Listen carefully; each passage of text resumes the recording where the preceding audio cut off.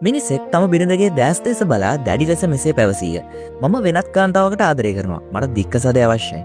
ඒ වදන් අපේක්ෂාවෙන් සිටියක් මෙන් පෙනුණු ඔහුගේ බිරිඳ ගැඹුරු හුස්මක් ගෙන මෙසේ පෙරතුරු දුන්නාය. හොඳයි. මම ඔයාට දික්කසාදය දෙන්නම්. නමුත් මට එක කොන්දේසියක් තියෙනවා.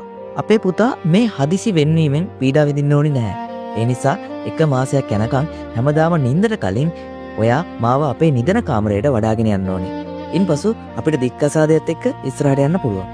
ඇයගේ ඉල්ලීමෙන් පුදුමයට පත් වුණ ඔහු එය තරමක් අමුතු දෙයක් යැයි හිතුවත් ඒකට එකඟ වෙනවා.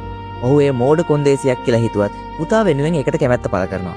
පළමු දිනේදී ඔහු තම බිරිඳ දෑතින් වඩාගෙන යන විට ඔවුන්ගේ පුතා ඉතා උනන්දුවෙන් බලන් හිටියා. තාත්තා අම්මව වඩාගෙන යනවා යයි කිමින් දරුවා දිගු කලකට පසු ප්‍රථම වතාවට සිනාසෙමින් ප්‍රීති වුණා. දින ගෙවී යද්දී යමක් වෙනස් වෙන්න සිද්ධ වුණා. හැම අවස්ථාවකම ඇය ඔසවනකොට ඔහුට දැනෙන්න උනේ ඇය එන්න සැහැල්ලු වෙනවා. ඇයගේ සිරුර වැහැරී යනවා.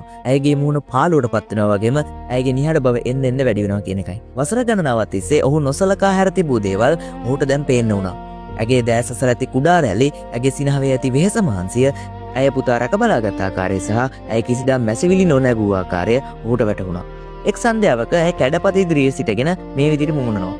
පහුගිය දවස් කීපය තුළ මගේ බර සෑහෙන් අඩු වෙලා නේද? එවිට ඔහුගේ හදවත කම්පා වුණා. එදින රාත්‍රියේ සියල්ල වෙනස් ලෙස දැනුණා. වැඩ නිම වෙලා ගෙදරට එනකොට ඔහු අනෙක් කාන්තාවට ඇමතුමක් ගත්තා. මට තවදුරටත් මේක කරන්න බෑ.